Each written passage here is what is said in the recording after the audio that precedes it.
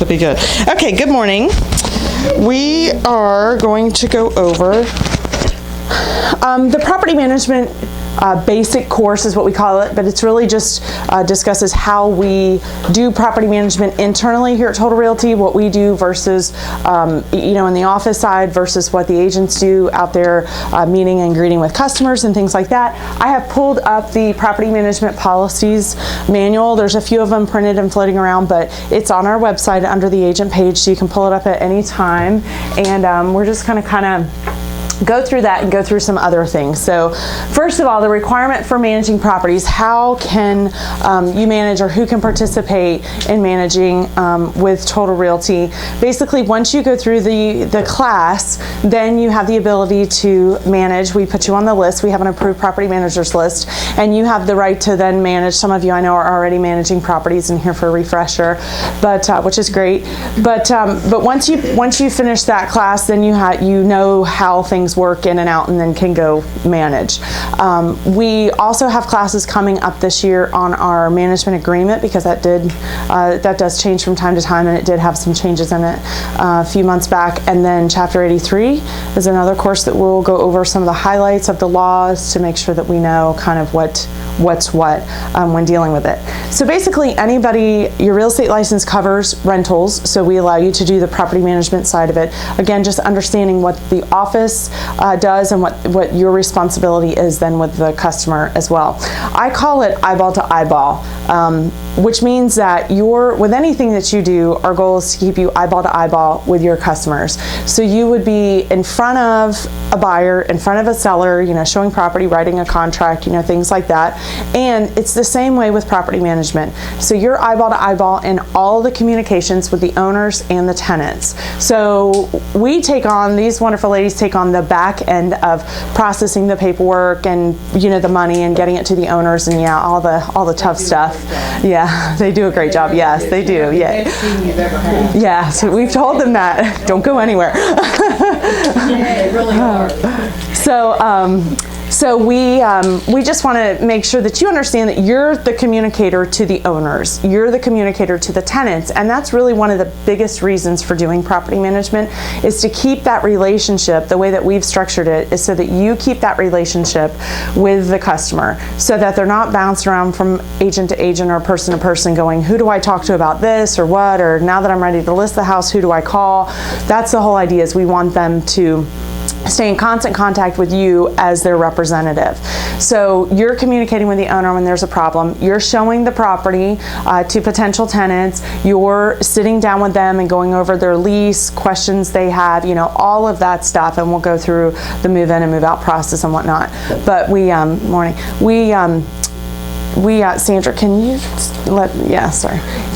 here, you can sit right there if you'd like. So basically, you know, we're eyeball to eyeball. One of the challenges in property management is that we see the tenant, we learn a lot about the tenants, we, you know where they work, we know their, you know, family makeup and their children and stuff like that. The owners, we may not see that often, or we may never see. You know, we have an owner from France that we never really communicate well with, and he's never seen his property. We've never actually met in person, and he's been a customer here for probably 8 years. So it's just the way it goes. So what we have to remember is that we always work for the owner. The fiduciary responsibility by law is for the owner. We have like a no brokerage relationship to the tenant, okay? So we're stepping in to the shoes of the owner, and we're looking out for their best interest, what needs to happen at the property. You know, yes, I understand the tenant can't pay, but maybe we can coordinate, you know, some kind of payment plan or whatnot, but we're always looking out for the best interests of the owners. That's the way that the law works, and like a no brokerage relationship to the tenant, okay? Any questions so far about any of that? No? Good? Okay. All right, so the process, what we do at Total, basically, when you look through here again, it kind of goes through the process of managing, so you're welcome to look in there. Well, we basically, on the back office end, because you're out communicating, we're preparing, getting the leases ready for you. We now have those available for electronic signatures, so we can send them out electronically. We do all the bookkeeping side of it, so depositing the money, making sure it's in the right place, paying and distributing out to the owners, which we'll talk about more in detail, the time frames there. 1099s in January, which we just got through. And so all of the bookkeeping, that basic side of it. All the application stuff is done through us with a third-party company. So we're, making sure we get the bank statements and all of those types of things. All the vendors, we deal with making sure that the vendors go through the approval process that's necessary. So we can't just go out and hire anybody. They have to sign some paperwork with us. They have to get their licensing into us, and they have to have updated insurance. So those are all things that we go through a vendor approval process and keep logs of all that, and they're constantly having to go get new, updated insurance and things like that as the policies expire and roll over.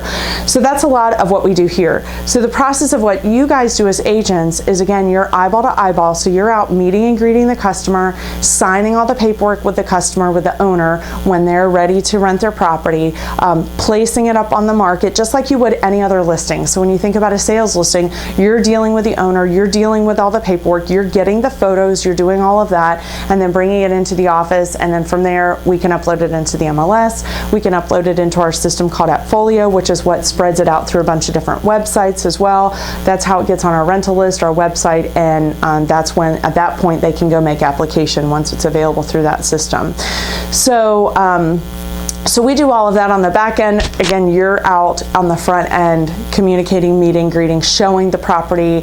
Once the tenant wants to apply, you direct them to the website. They find the property they want. They click apply now from there and move on. All of our residential criteria, we have a sheet that's called resident selection criteria. This is on our website. It's to the public view, so they can go to, the tenants can go to, it's under rental, whatever the rental tab is, yeah, something like that up front. Available rental, something like that. And then they click underneath the drop-down tab. There's like 3 or 4 different tabs, and it says our rental process. So if they click on that, they can pull up the resident selection criteria. It's there. It's pretty straightforward and pretty clear. We don't have an issue with foreclosures. We don't have an issue with short sales. We do have an issue if there's an open bankruptcy. So these are questions that we get sometimes. Some bankruptcies are okay when they're open and some are not. So they have to be discharged, like a Chapter 7 has to be discharged, things like that. So it's all, yeah, tax liens, we've had child support stuff, we've had a lot that comes across. And so, education loans, yeah. So they can have an eviction, it just cannot be within the past 2 years, and they cannot have multiple evictions. So, yeah. So, and it's all spelled out on here. So yeah, you can review this at a later time. And this does change from time to time, not too drastically. Usually what happens is we come across something, like we had a gentleman with $67,000 of child support. That was a problem. We had to go in and change our policies for that. So, just we may add things as time goes along and we run into other situations. So wait, I'm backtrack. If he has an outstanding child support, they will disqualify him for the rental? It depends on how much. Depends on the amount. If he's currently making payments to catch it up. Okay, so if he's in arrears and Like a judgment type thing. and making payments, that's fine. But if they're not making any payments at all, it will disqualify them for. it depends on how it shows up on their credit. So she's asking about the child support liens. They may have some child support that they owe. If it directly comes out of their check and we can show that it's being paid on, then that may not be a problem. But if it's literally, we had a guy with $67,000 and there was, he's going to be arrested and put in jail. So it depends on the no payments. At that point, it had become a judgment. It showed up on his credit and criminal history. So it was. The judgment and liens that can affect you for renting? Yes, there are definitely judgments and liens that can affect you from renting. Oh, okay. Yes. I wasn't aware of that. Yes. Student loans are now all backed by the government. So the government, you have to pay them. There's no way around them. You can't bankrupt them. You can't. So student loans are a big one that, we have a lot of people that owe student loans. That's not a problem if they have student loans. The problem is if they're $50,000 in arrears from paying them and if they have judgments and liens. Yeah, it's in collections. That's the issue. So we see it it really is different for everybody, but again, these are general guidelines. Give these to your prospective tenants first, or tell them to go look at it before they apply online, just to make sure that they're not wasting their time and money, your time, you know, and effort, and the owner's time. So we don't want them to spend their money if they're not going to get approved. It takes time, but we can't refund their money once they apply either. So, you know, if we didn't run their background, we can refund them. But if we've ran the background check and whatnot, it's cost us money. Henry? If you have an application and somebody else puts an application in and you have one currently that they didn't know about and stuff, they don't get the $50 back for running their... If they put in an application, so we do applications first come, first serve. We do not run multiple applications at the same time because of discrimination laws and whatnot. So if you have somebody that puts in an application and it's Saturday morning and Friday night another application came in, we're going to process the one first that came in, first come, first serve. They're all time stamped for us. So we're going to process the first one that came in.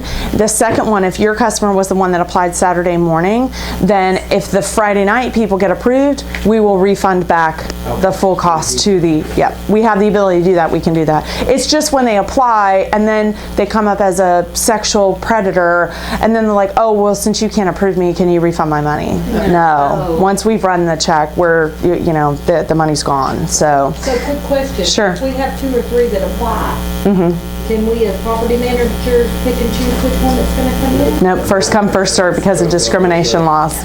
First come, first served, always. As far as the student loan, I heard that, you know, if the student loan is too long now, or whatever, you know, they're gonna, you know, they let it go. It's gonna, you know, You've heard as a student loan that they're gonna allow them to, I don't know about that. We'll see. He's saying that the student loans, he's heard that maybe if they're owe a certain amount or behind or whatever, that they'll let them go. So that's not the way it is currently. They'll stop that closing. Yeah, but it may be because, you know, our government, who knows, may be supplementing because there's issues, so many people have student loans, you know, whatever. So we'll see how that works. But we keep eyes on, that's again part of the changes when things come up and things change, we keep our eyes on it. So what's the application fee over here? it's $50. Our application fee currently is $50. So, and they go online and make application. So.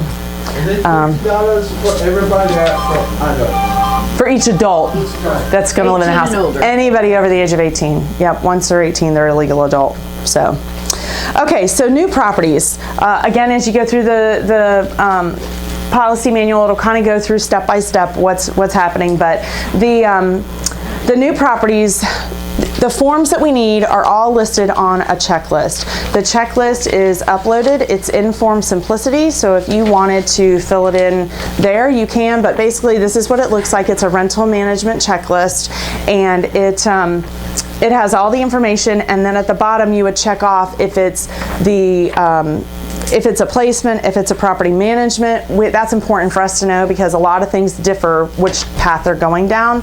So sometimes we'll get files where both management agreements and placement agreements are signed, and we don't know what to do with that. So make sure you're only sending across one and which one that is, because again, it's very different. The lease that they retrieve is very different. The way that we handle it, with our system, internal system and whatnot, it's all different with that. So, but basically the checklist has everything that's needed on there as paperwork. All the asterisks are required forms. It's very important. If it's before 1978, you have the lead-based paint disclosure, you know, all of that stuff. It's just like any other listing sale. It's open to audit, so we need that in our file. And also, at the time that you take a new property, no matter if regardless if it's a placement or if it's a new property that we're going to manage long-term, we have to have a move-in inspection. So we need the inspection and we need the pictures for the property. That is the single largest, most required piece that we need out of any of it. We have to have that inspection and those pictures. That's when they go to court, when they fight about security deposits, when there's any questions that come up. We've had owners challenge us in the past, and we can go back and document and show them the pictures from the last 3 years or whatnot, because they were against paying certain fees or paying for, repairs, or, they just felt like challenges were happening. You know, you think about it, we see the property on a regular basis a lot more often, but we've literally had owners who haven't seen their property in years or ever, as I mentioned earlier. And so that's our best protection for the owner, for the tenant, and for us against the condition of the property during the times that it goes across. So every time you enter the property, snap some pictures. It's not hard. Appfolio, the system that we use now, has online inspections. So you can literally, I've walked around with my iPad, filled out the inspection while I'm there. It's all pre-templated. It has the check boxes, and I can sit and take a picture, load it up, take another picture, load it up, and by the time I leave that property, I'm done. I'm 100% done. It's in their system. They can see it. It's documented. It's saved. We don't have to do anything else. That really, I think, is the easiest way to do it, but you can do it however you want. If you still want to use the paper forms that we have and fill it out, doesn't matter. We just have to have something documented. So, and I would recommend every time you're there, no matter what you're going for, document it. If you have an inspector, like a handyman or somebody that goes to the property and they're looking at repairing something and you're not going, have them take pictures. We really, really like before, during, and after pictures for people that do work, because the challenge is with owners, how do we know or prove that they fixed that flux capacitor in the AC system that's broke, you know? So we like them to bring it out, put the old part beside the new part, snap a picture, and then show it, you know, this before, during the repair, and then after when it's, you know, running again and all as well. We had an owner challenge us against an AC system and said that he felt very confident that the part was not replaced. We've learned a lot from the REO business. A lot of documenting with pictures is very, very helpful. So keeping all those. Rebecca keeps a Dropbox folder, and she has all her like in between stuff like that in Dropbox. So if it's helpful, and then she can just send a link to the owner, so you're not having to send 50 pictures. You can just send a link to the Dropbox folder just for that one, and they can see everything that's going on. So that has been pretty helpful when communicating with owners. How to do that in Dropbox is free. So You can't communicate out of Appfolio? you can. That's a new thing. Well, that's a new thing that's coming about with that. I know we can text message out of there to the tenants, but I don't know if we can. Email the owners with pictures? You can Yeah. you can click on their email address and it'll automatically plop you over into your email and fill in their address, and then you can just go. But the pictures, if Yep. you have an Appfolio, I mean, why would you duplicate and do it in Dropbox and Appfolio? Right. Well, it's just if your vendor sends you pictures, you know, yeah, you could upload them in Appfolio. She's just chosen to take them and put them in a Dropbox folder. So But maybe whatever's easier. Box allows you to send more pictures at one time rather than a. Well, when the online inspections first came out with Appfolio, they didn't have an ability to send the inspection report to the owner, and I'm pretty sure they've changed that now. Well, as long as you're doing it on in Appfolio. Otherwise, no. Yeah, so if just, we just keep them in folders in our computer for each property. Right. And But Appfolio is like attaching them to an email and then sending, whereas maybe Dropbox, like you just send a link and you can download and view, and it's not gonna clog up their. No, they get a link through Appfolio, yeah, because they have a portal, is what we call it. So we have an owner's portal and a tenant's portal, and then there's, you know, agent logins. So they can go in and view in their portal all their past statements, all their history of everything. They have access to all of that. So at any point in time, if they have a question on a statement, if they have a question on, all the bills are uploaded in there, so they get copies of the receipts in there, all of that stuff every month it posts there. And as an owner, you just get an email that says your monthly statement's available. You click, you log in, you go find it, retrieve it, and all the previous ones are there too. So you can like upload a folder of like 20 photos, but you're not attaching them to an email. Well, it goes through the inspection report. It's all inclusive in that inspection report. So in other words, I'm in the kitchen and I see that there's whatever, I take a couple pictures of the kitchen, it's uploaded in the kitchen section of the Appfolio inspections. So, yeah. Which is kind of nice because it's right there, like there's an okay that you check off and it's green, and so you just keep looking, and then anything that you want noted, you flag. So it has a flag, and then you can see, and the pictures are right there to document it against. So.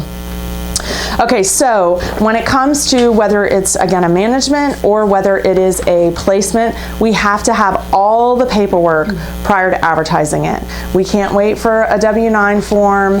We can't wait for, if an owner's a foreign owner, we have to have a W-8 ECI form. It's a little bit different than a W-9, and we can help you through that process. But we can't do anything because the challenges we've had previously is, you know, someone will send in the paperwork, we'll put it up, we'll get a tenant in the first 24 hours, hours, and then we can't send the owner any money. We can't do anything with it until we have those documents. And then we run into challenges where the owner says, oh, well, actually, I don't have a tax ID number. And so now we have to go through the process of either withholding 30%, which the owners get very upset about, but that's the IRS law, is to withhold 30%, which we don't like to do, or if they have the ability to fill out a W-8 ECI with an EIN number. Do you have to get that, all that paperwork redone every year? Okay, so do you have to get all the paperwork redone every year? Pretty much the answer is yes. The ACH, we don't necessarily need that every year, but the management agreement we do. Lead-based paint, think about it as you listed a property now, and then a year later you put it up and listed it for sale. You have to get all new documents. So pretty much we're going to need all new documents and filed, and those old things do get archived through the years. So it's a lot harder for us to go back and look 3 years ago and see something. Plus our forms update. You know, our management agreements changed several times, our placement agreements changed. The rules have changed. The W-8 ECI forms and the W-9s we have to get every 3 years. So we have to have updated ones. Actually, W-9 we're supposed to get every year. The W-8 ECI is every 3 years. Is there any way to get that into Form Simplicity? Yes, so we have the rental management checklist in there, and I'm waiting on them to complete the property management agreement. So it takes them a while to get documents uploaded, but it's already been all submitted and everything's there, so, okay. This is when you're renewing with the same people there, right? You still do all that again? Correct, yep, whether you're renewing, whether it's a brand new customer, yeah, we need new documentation. But these forms, even like the management agreement, even though it's not in Form Simplicity yet, you can fill it out in Adobe for free and fill everything out and send it to them to sign. So if it's the typing that you want to do, on the right side of Adobe when you have the form opened, there's on an Adobe, but there's a fill and sign. You click on that and it opens it up and you can plop words anywhere. It's great. It's in Adobe Reader now. So this is how I use it on my iPad almost every day. I pull up in a PDF. You can download Adobe PDF now, Reader on your iPad or whatever, and Adobe Reader, and that's what it, fill and sign. You can sign with your finger. You know, so certain things I've needed to do that before, and but you can type and fill in and do, you know, everything else. So if you ever run across a document that's not fillable, that's how you can fill it. It's really easy to do. So, and you can save it with all the words filled in. So it's pretty easy. What was, on the e-signing, is that valid for every document within the management? Yeah, so we have our, the e-signature, the electronic signatures goes out of AppFolio. Our lease is in there, and then we have some of the additional documents in there. So we have the lead-based paint, we have the, well, the lead-based paint's built in, but we have the, well, we don't have every single document because there's a lot of them, but we do have the like garage door opener, the one that we use on a more regular basis. We've uploaded and put into there, so and have them put. I mean, an e-signature holds up. I mean, that's correct. Okay. This one's valid in all 50 states. Okay.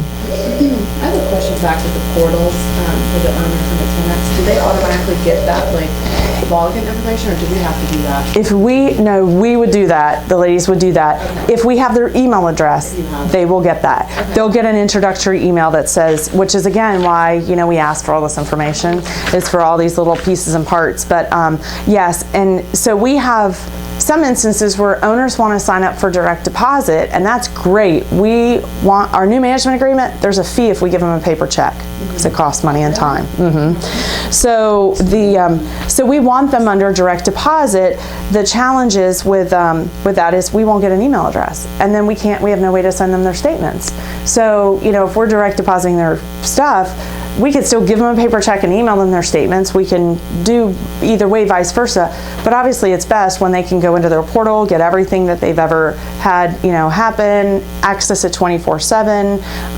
You know, it saves everybody time. They're not calling you wanting that stuff and whatnot. What happens a lot is the older people, they're good with the direct deposit. Put it in my account, bang. But we don't know how to work a computer, so you have to print us out a separate statement and mail it. Yeah. Okay, so applications. So you've gone out, like I said, everything's kind of on the checklist as to what you need and what you have to have. The power of attorney, I just want to touch on that real quick. We do need a power of attorney signed if you're going to sign any documents on behalf of the owner. That would be the lease and any lease addendums that go along with it. If you don't have a power of attorney signed, and not only signed, but it has to be notarized where they're at. So if they get the form, they can get it signed, notarized, and send it back. That's great. You can sign the lease on behalf of the owner. You want that because you can't release keys. You can't let the tenants into the property until you have a fully executed lease. So you want to make sure that you either have that power of attorney signed, or you know that you're going to have to send them to electronically sign the lease or whatever. Problems we have is, the people go on a cruise for a week and they forget to call you and tell you. The property's been on the market for 2 months, and now all of a sudden you're trying to track them down to sign a lease, and you've got tenants who are homeless and you can't let them into the property. So we really prefer the power of attorneys. The challenge comes up, we're getting more and more foreign owners.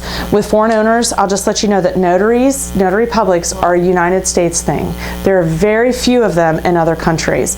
If they are, they have to go to a U.S. embassy typically to get the notary to sign and notarize their documents, and they may not be in a close proximity. Was it you that had one that was like 3 hours away or whatever? It's just not, it's not feasible for them. So sometimes it makes sense that the owners, we're going to have to get them to sign their documents, and you know that, so you need to get the lease signed and executed 3, 5, 10 days before they move in.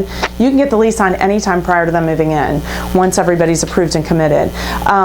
The other thing that they can do though in foreign countries is they can get they can go to, a lot of times the attorneys are acting as, they call it something different, but it's like notaries. So the attorneys, you have to be an attorney to be able to do that, and some countries do have that. So, just work with them on that. We know that foreign ownership is different, it's a little bit different.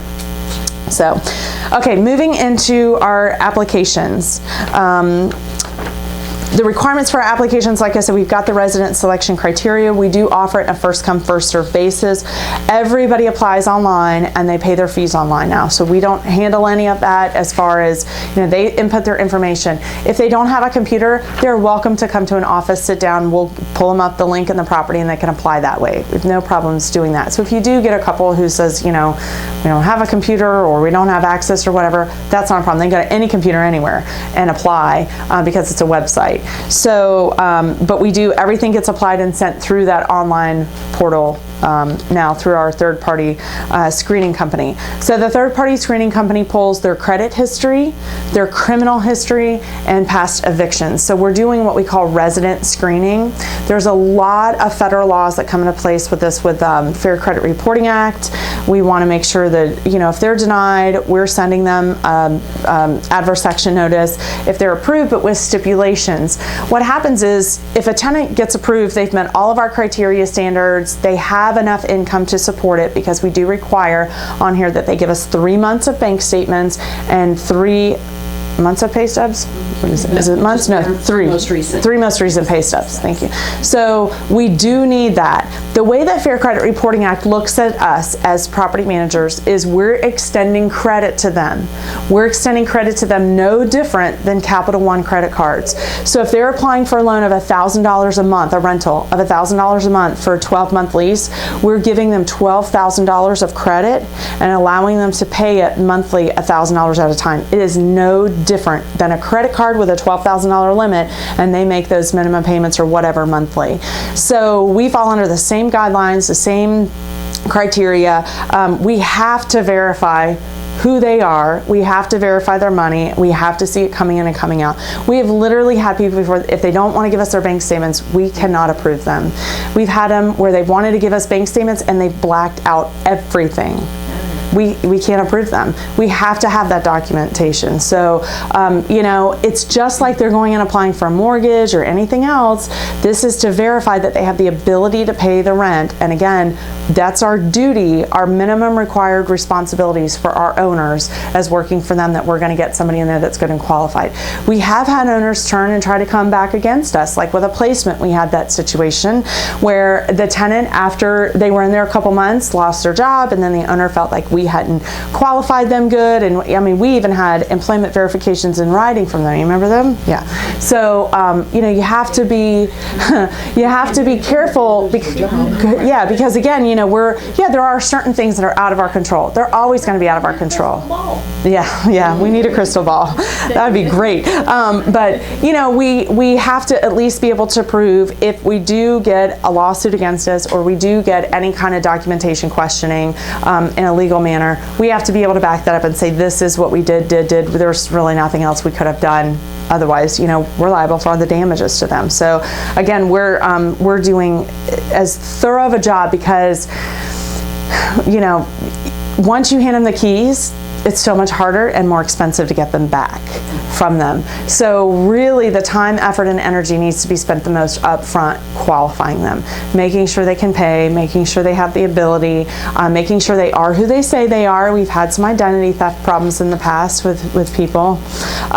So, you know, it's, so we'd love to tell everybody that we could have them an answer within 24 to 48 hours, but the reality is it doesn't always happen because they're either not getting their documentation to us enough or something comes up as a flag on their credit that we have to verify their social security number or identity, you know, and it's not always a bad thing. Can I use you for an example? Sandra had something on her, she had somebody steal her identity. So she had something on her, it was a customer too, by the way. Yeah, be careful. But she, you know, puts that, if you put that fraud protection on your credit, anytime someone pulls that, it shows up that you have to verify their identity, who they are, whatever. That takes us longer and more people are having that now. So, you know, we've just got to make sure we know who they are, where they work, what they do, how, you know, how they make money. We have to follow up with outside letters to where they've rented before and waiting on them to fill out a form, you know, where, you know, how do they pay, you know, blah, blah, blah, how much money do they owe you? Did they skip on their lease there?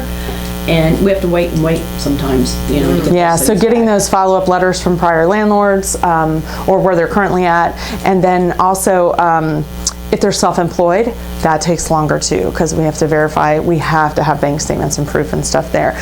So what happens is if they're fully approved within our guidelines, we're just gonna let you know they're approved, great. And you're gonna go back and communicate to them and say, when do you wanna move in, you know, and then you're gonna get the lease request form so that you can get the lease prepared and all of that.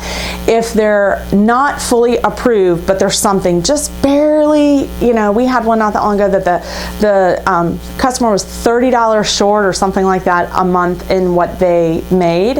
Anytime they fall outside of these guidelines, we have the right and we reserve the right, so it does not happen every time, but we reserve the right to then have you go to the owner and request an owner override. So what that means is anytime we deviate from these criteria, we have to have owner's written approval to do so. Okay, so and again, a lot of that falls back into HUD guidelines and discrimination guidelines. So if we say, look, these, you know, they're so close and we really feel like they'd be okay, we will have you go back and contact the owner. We'll give you just the details that you need to know that, hey, they have a good paying job, but they fall $30 short of our criteria or whatever it is. You know, would the owner be willing to override it? We've had some owners override some crazy things. But, you know, we don't offer, in other words, if we have someone that applies that's a sexual predator, we don't offer the owner the choice to override that. We're not allowed to rent sexual predators, period. So, so things like that, we're not always going to go back and ask you to discuss with your owner and get an override, but if it makes sense and we feel like it would probably work okay, we will leave that ultimate decision up to the owner. We have to have that in writing. Yes, we'll tell you if we need an owner override and why. Yeah, and only why. So in other words, we're not going to go through the whole details of they have 3 kids and there's 2 of them and there's blah, blah, blah. It's just like, hey, we've got these tenants, they've applied, they're $30 short of meeting our 3 times criteria. Do you think the owner would override that? You can communicate with the owner and then again get that in writing, so an email, something like that. We have to have that in writing in our file. So that needs to be then forwarded to us, okay, to the rental ladies. In the form of an email though. Yep, email's fine, yep. Can you touch on the tenant who wants to pay a year upfront? Yes, I was getting, yeah, okay.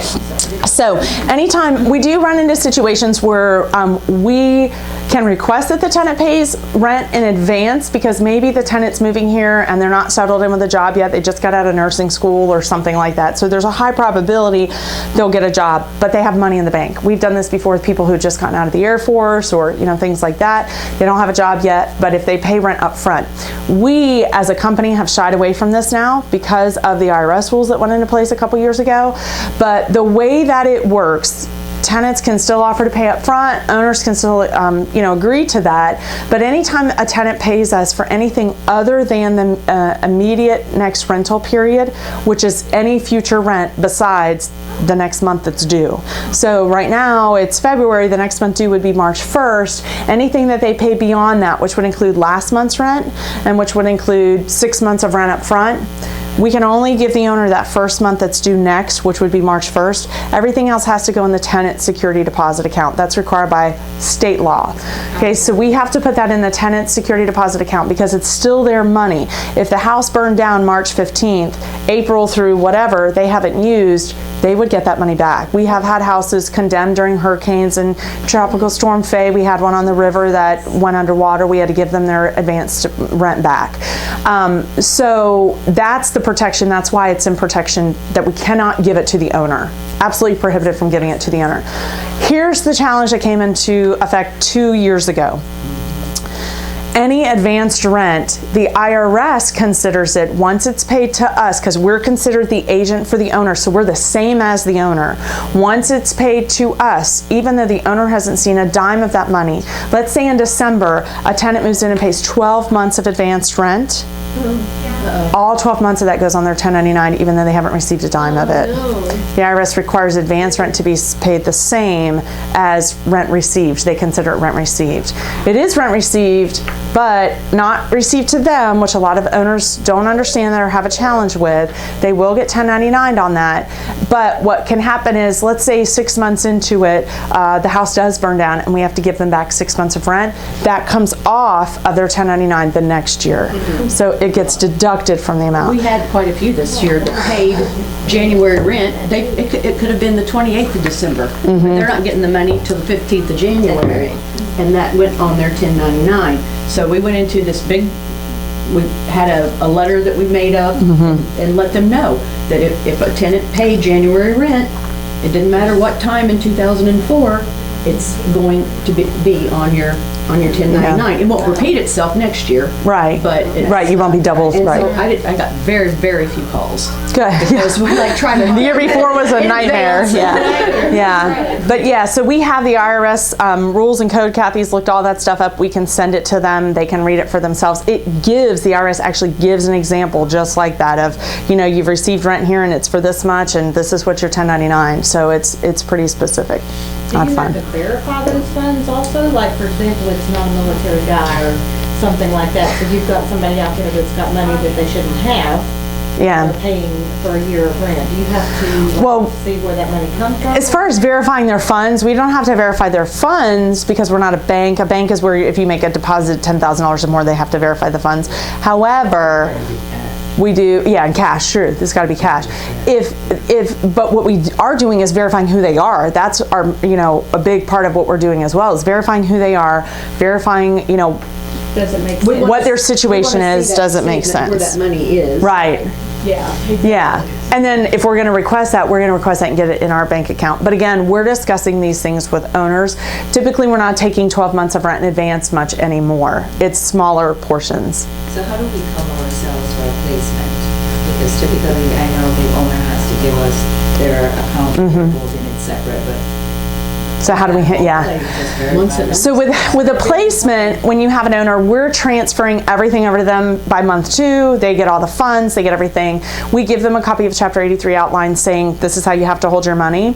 In advance, that's why we need to know in the beginning, if it's a placement, what's their bank, where's it located, and what type of account do they have. It has to be a Florida banking institution. So if they're located in Colorado and they say, well, I bank at Bank of America, Bank of Americas are everywhere.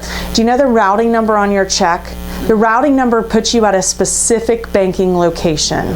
That routing number has to be to a Florida banking location. If it's not, they're going to have to call and get their account changed or open a new account. They're required under the same rules and laws as us. We follow their laws is actually what we do with Chapter 83. So they're required to keep all the tenant funds in a separate account, not commingled with their personal funds. And then, so if a tenant did pay them 6 months of rent in advance, it would have to sit in the tenant security deposit account along with the tenant security deposit. Then they could move it over 1 month at a time. All we can do is tell them, verify, document, send it to them, and hope they do what they're supposed to with it, which, who knows? Since you put that in their security deposit funds, do you have to get something from the tenant to say, take this out every month? Okay, good question. So since we're moving it into the tenant security deposit funds, do we have to get something documented to move that? No, we do not. It's built into Chapter 83 where it says that we can transfer the money over monthly as it becomes due and payable, is what it So says. even the foreign folks have to have an account here in Florida to do rentals. That's correct. Now, I say that's correct that the foreign folks have to have an account here if they're going to be placements and hold their own security deposits. If not, if we're holding all the money, our guy from France, never seen his house, has no clue, you know, any of it, he just receives his proceeds and his statement. So in that instance, he's not holding the tenant money, we're holding the tenant money. So it's going to him and he can, you know, and what happens is that the foreign owners that can complete a W-8 ECI form means that they've slated that they're doing business in the United States. The way that they're doing business is if they qualify through properties, that's a business. So they get a tax ID number first before they can come and fill all that out, and they will have a local bank. Some, you know, local as in the United States, where it gets applied to typically. I have a question.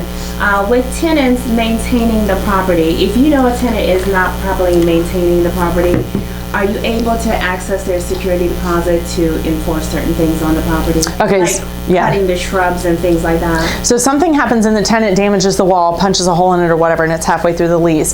Her question was, can we access the security deposit to get that to fix it? You can't touch the security deposit until they vacate the property.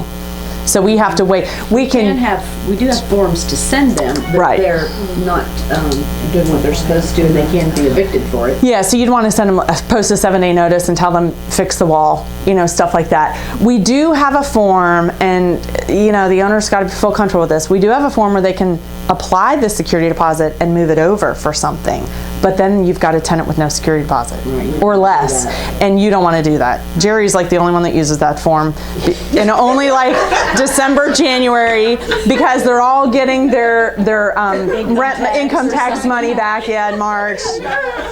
So that's a Jerry form. All right. Yes, sir.